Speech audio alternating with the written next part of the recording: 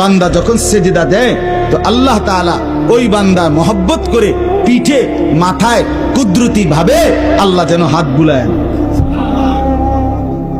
হাত বুলায়, আল্লাহ যেন মায়া করে, আদর করে। আনিস আসছো না, আমাকে সেজদা দিলা, আচ্ছা উঠো, ইরফা রাসাক, তোলো মাথা তোলো, বসো।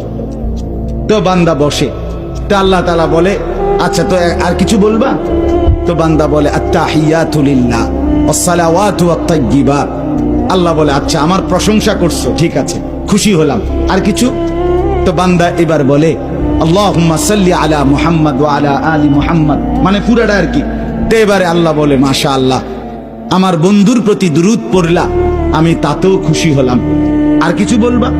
তো এবার বান্দা বলে রব্বুল আলামিন, সেজদা দিয়ে আপনার কাছে আসলাম, আপনার প্রশংসা, আপনার বন্ধুর প্রশংসা করে আপনার খুশি অর্জন করলাম,